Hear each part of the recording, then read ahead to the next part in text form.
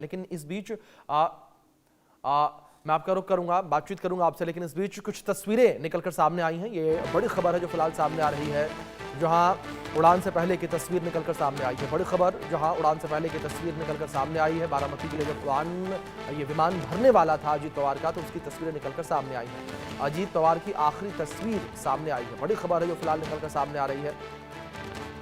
तो विमान के दुर्घटनाग्रस्त होने से पहले की तस्वीर सामने आई है, उड़ान से पहले की ये तस्वीर सामने आई है। जब ये विमान उड़ान भरने के लिए तैयारी कर रहा था, उस वक्त की ये तस्वीर निकलकर सामने आई है।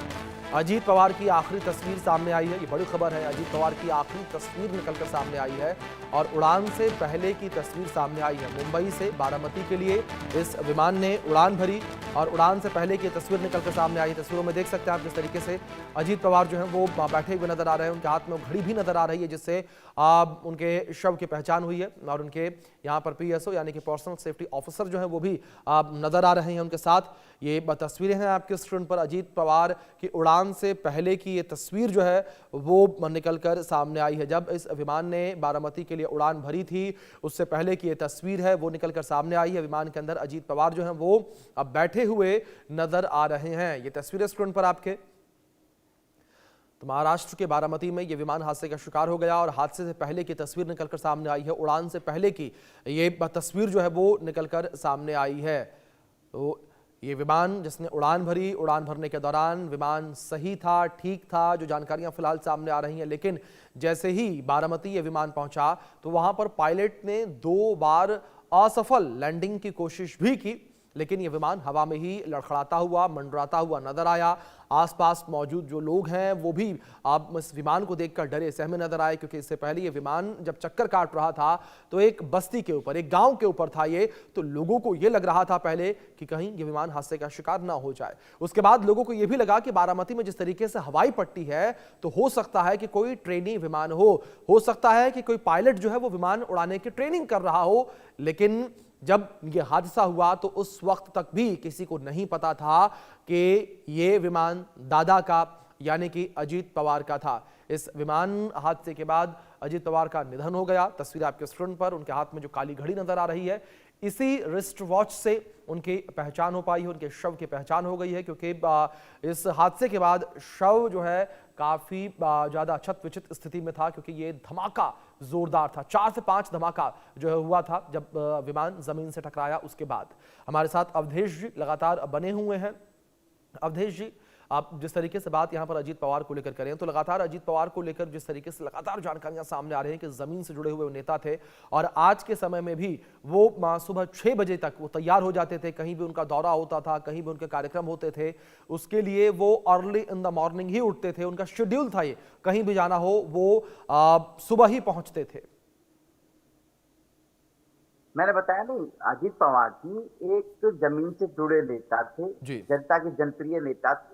गरीबी हटाने में इनकी बहुत अच्छी भूमिका रही है महाराष्ट्र में। महाराष्ट्र में गरीबों के प्रति इनकी जो कार्य करने की शैली थी वो भी एक अद्भुत शैली थी, सब जानते हैं अच्छी तरह से। और ये जो इनके साथ जो घटना हुई है एकदम अचानक, ये बहुत ही दुर्भाग्यपूर्ण है, बहुत ही दुखद है। लेकिन जिस तरह से आप दिखा रहे हैं, यहाँ बयानबाजी कर रही है ममता बनर्जी हैं और भी बहुत से नेता मैं देख रहा हूँ ट्वीट पर, उनके ट्वीट देखे जा रहे हैं, जो आरोप प्रत्यारोप की राजनीति कर रहे हैं कि जांच करनी चाहिए, ये होना चाहिए, वो होना चाहिए। वो तो होगा ही, उसमें कोई बड़ी बात थोड़ी नहीं है। लेकिन ऐसा है, जेट को पहली बार यूज नहीं कर रहे थे, हर से जाते थे। लेकिन अब ये समय का कुछ पता थोड़ी नहीं किसी का। आज हम यहाँ बैठे हैं, कल को कहाँ हो कुछ पता नहीं किसी का।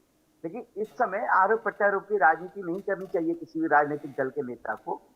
इस समय एक दुख भरी क्षण है महाराष्ट्र। बिल्कुल अवधेश जी, बिल्कुल ठीक कहा आपने कि जो ये दुख भरी घड़ी है, इस दुख की घड़ी में आप राजनीति नहीं होनी चाहिए बल्कि शोक संवेदना व्यक्त करनी चाहिए। इस बीच हमारे साथ शरद गुट एनसीपी के प्रवक्ता फैजान मिर्जा जी जुड़ गए हैं। फैजान जी, बहुत स्वागत सबसे पहले तो इंडिया न्यूज पर आपका। और फैजान जी, मैं पहला रिएक्शन आपसे यहाँ पर चाहूंगा इस दुखद घटना को लेकर।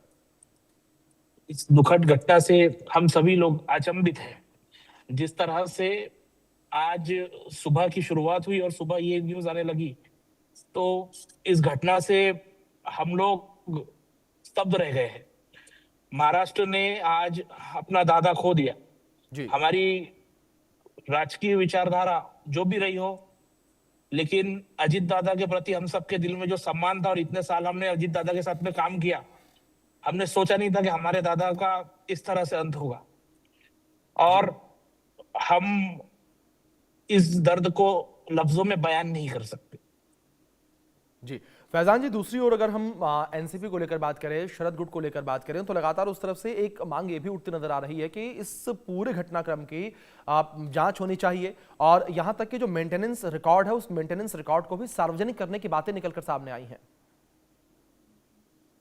जी निश्चित ही, इस विषय में अभी तक मेरे पास कोई जानकारी नहीं है, लेकिन अगर ऐसी मांग हो रही है कि जांच होनी चाहिए तो बिल्कुल जांच होनी चाहिए जी क्योंकि अजीत दादा कोई आम इंसान नहीं थे, बिल्कुल वो उप मुख्यमंत्री थे और एक प्रोटोकॉल के तहत वो उनका सब कुछ होता था, और समय पर काम करने वाले नेता का ऐसे असामयिक जाना कहीं ना कहीं ये प्रश्न चिन्ह तो उपस्थित होते हैं इसमें। बिल्कुल। अवधेश जी, दूसरी ओर अगर हम बात जिस तरीके से मौसम को लेकर करें, लगातार अवधेश जी ये कहा गया कि मुंबई में भी मौसम खराब था, बारामती में भी मौसम खराब था, तो ऐसे में क्या जो ये एक बड़ी बातें होती नजर आ रही हैं कि वीआईपी शेड्यूल के दबाव में मौसम और तकनीकी चेतावनियों को नजरअंदाज कर दिया जाता है? जी आवाज नहीं आई मुझे, दोबारा बोलेंगे? अवधेश जी आवाज मिल रही है आपको मेरी? जी आ रही है, आ रही है। जी जी अवधेश जी, मेरा सवाल यहां पर यह था कि अगर वीआईपी शेड्यूल को लेकर बात करें तो ये कहा जाता है कि वीआईपी शेड्यूल के दबाव में मौसम और तकनीकी चेतावनियों को नजरअंदाज कर दिया जाता है। क्या यहां पर आप मानते हैं कि मौसम जो है वो कल्प्रिट बना, क्योंकि विमान को लेकर जिस तरीके से वीएसआर एविएशन ने कहा कि विमान बिल्कुल ठीक था, और दूसरी ओर यह भी कहा गया कि जो पायलट हैं वो भी काफी ज्यादा अनुभवी थे? जी देखिए, ये तो सब जो मैं बता रहा हूँ ना, जो आरोप प्रत्यारोप की राजनीति करने पर लगे हुए हैं, जैसे आप बयानबाजी दिखा रहे हैं लोगों की, बहुत से नेताओं की, वो ही कर रहे हैं ना। तो ये तो देखिए सब चीज ठीक थी। अजीत जी अपनी मर्जी से गए थे घूमने, जहां भी यात्रा पे, जिस यात्रा पे गए थे ये। लेकिन ये जो बात कह रहे हैं बार बार के इसकी जो है जांच करनी चाहिए, जांच तो होगी और जांच के बाद ही जब सब चीज स्पष्ट हो पाएगी कि क्या था क्या नहीं था। लेकिन एक बात सच है कि पूरा जो इनका जेट था अपना प्राइवेट जेट था, इसी से आना जाना हुआ करता था। प्राइवेट अपने प्रोटोकॉल के साथ ये जा रहे थे, प्रोटोकॉल के साथ ही अपने कहीं भी जाते थे भी पहले ये। लेकिन इस तरह से आरोप प्रत्यारोप की राजनीति में समझता हूँ सही नहीं है। वो तो जांच का विषय है, जब जांच होगी उसके बाद ही पता चल पाएगा क्या है क्या नहीं। बिल्कुल जाहिर तौर पर अवधेश जी। फैजान जी, दूसरी ओर जिस तरीके से यहाँ इस पूरे हादसे को लेकर बात करें, हादसे के बाद परिवार की ओर से कानूनी कदम उठाने पर पार्टी का रुख क्या है? इस विषय में अभी हम सब इस दुख की घड़ी का इतना बड़ा पहाड़ जो हम पे टूट पड़ा है, अभी हमको कुछ समझ नहीं आ रहा है। मैं भी रास्ते में हूँ, अभी बारामती के लिए निकला हूँ जी। और इस दुख का घड़ी में पहले हमको हमारे दुख से हमको इस तरह से हम अपने आप को कैसे संभाले, हमको अपने आप को संभालने दीजिए।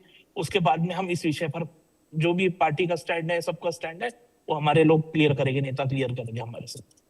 जी बिल्कुल।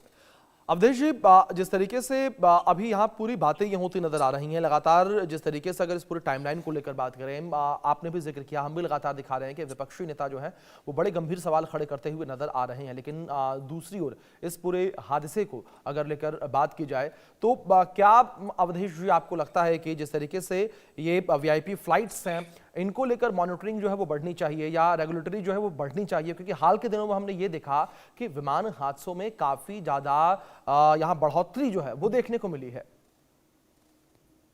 देखिए, प्राइवेट जो होते हैं, वीआईपी जेट जो होते हैं, जो मेरी जानकारी है वो पहले से ही सही होते हैं। उनको जब कहीं जाता है कोई बड़ा नेता अपने प्राइवेट जेट लेकर, तो उसकी पूरी जांच होती है। और जैसा कि आप भी बता रहे थे, ये जो प्राइवेट जेट है जिसमें अजीत जी बैठे थे, इनका जो पायलट था वो भी काफी मतलब एक्सपीरियंस वाला था, ऐसा नहीं था कि कोई नया था। लेकिन ये है कि समय का कुछ पता नहीं होता, समय कब कहाँ कैसा हो जाए उसका कहना बड़ा मुश्किल है। हम क्या, कोई नहीं कह सकता इस बात को। तो कुछ चीजें जो ऊपर वाले के हाथ में होती हैं, उससे हम नहीं ले सकते चीजें। लेकिन हाँ ये है कि इस समय महाराष्ट्र में जो हुआ है, महाराष्ट्र में जो घटना घटित हुई है, ये बहुत ही दुर्भाग्यपूर्ण है, दुखद। इस पर राजनीति नहीं करनी चाहिए, किसी को भी नहीं करनी चाहिए। किसी व्यक्ति का किसी परिवार का कोई व्यक्ति गया है और लोग यहाँ राजनीति करने पर लगे हुए हैं संवेदनाएं देने के बजाय। बिल्कुल बिल्कुल अवधेश जी, बिल्कुल ठीक कहा आपने कि बेहद ही गलत। इस पर एक रिएक्शन में फैजान जी का भी चाहूंगा। फैजान जी, अगर बात विपक्षी दलों को लेकर करें तो कई विपक्षी दल जो हैं वो बड़े गंभीर सवाल खड़े करते नजर आ रहे हैं, इन्हें आप किस तरीके से देखते हैं? अगर हम चाहे अखिलेश यादव को लेकर बात करें, ममता बनर्जी को लेकर बात करें, इस तरीके के बड़े नेता जो हैं वो यहाँ पर बड़े सवाल खड़े करते नजर आ रहे हैं। अभी इस विषय में हमें कुछ भी समझ नहीं आ रहा है। इस दुख की घड़ी में अभी हमें अपने आप को संभालने दीजिए जी। उसके बाद में हम इस विषय में बात करेंगे। अभी ये जो वक्त है ये बहुत कठिन है हमारे लिए, हमें इस कठिनाई वाले वक्त से निकलने तो दीजिए।